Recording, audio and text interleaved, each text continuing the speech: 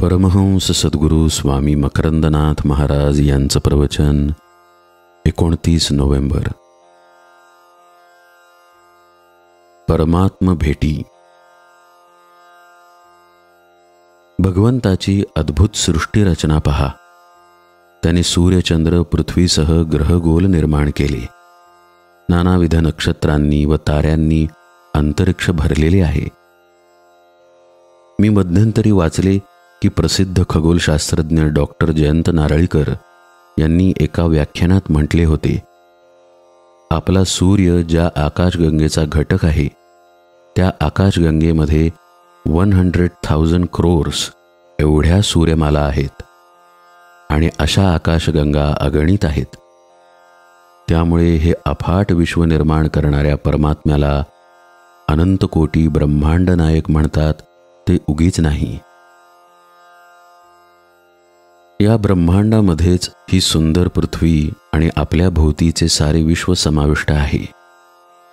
रोज सूर्य उगवतो, मावळतो, सुखद वारे अंगाला स्पर्श करतात. चंद्राचे शीतल चांदणे तन मन शांत करते. वृक्ष आनंदाने डोलतात. पक्षी प्राणीगण आनंदाने विहार करतात.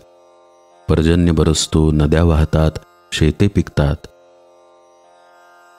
आपल्या सभोवतीचे हे विश्व मोठे मनोहर आणि मंगलमय आहे.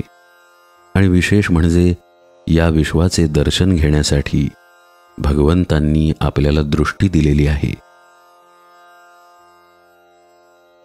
या विश्वामध्ये प्रत्येकाचे स्वतंत्र विश्वही आहे. माझे तुझे, बरे वाईट, सुंदर कुरूप अशा प्रकारच्या मनोमय विश्वामुळे कधीकधी हे बाहेरचे सुंदर विश्व आपल्याला तसे दिसेनासे होते. काम, क्रोध, लोभ इत्यादी विकारांमुळे आपण त्रस्त, उद्विग्न होतो, कधी व्यथित होतो आणि आपली जगताकडे पाहण्याची दृष्टी मलिन होते. अशा वेळी साधकाने स्वतःला सांभाळावे.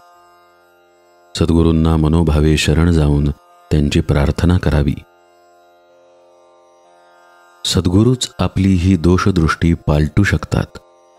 त्यासाठी ते आपल्याला वृत्ती अंतर्मुख करायला सांगतात.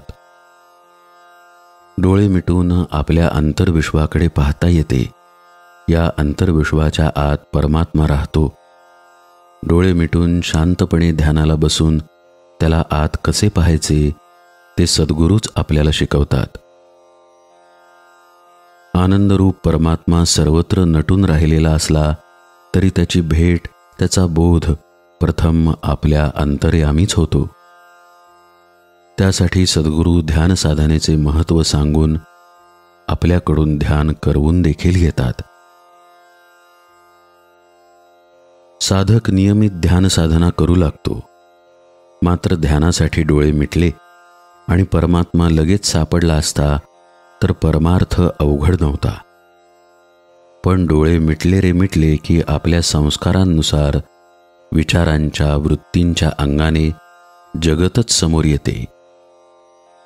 द्रष्ट्याला, आत्म्याला जाणण्यासाठी केवळ डोळे मिटणे एवढे पुरेसे नाही. म्हणून प्रथम ध्यानामध्ये उठणारा प्रत्येक विचार सोडून देणे अपेक्षित असते.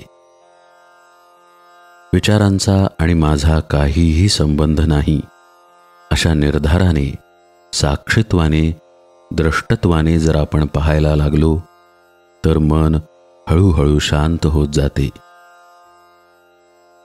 आत विचार उमटत नसल्यामुळे मन शून्य होते.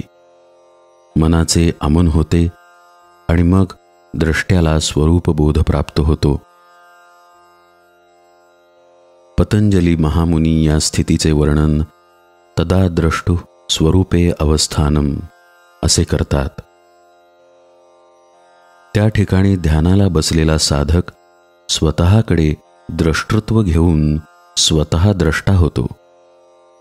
निर्विचार शून्यतेच्या वेळी हा द्रष्टा स्वरूपाच्या ठिकाणी लीन होतो.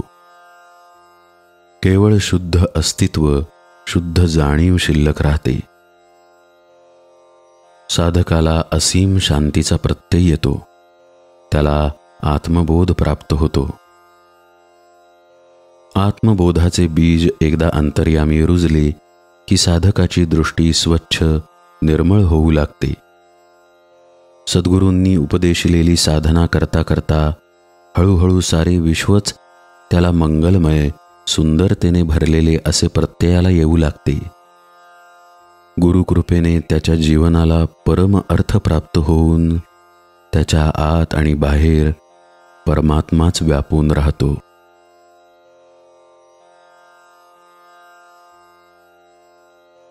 परमहंस सद्गुरु स्वामी माधवनाथ महाराज की जय. सब संतन की जय. जय जय रघुवीर समर्थ.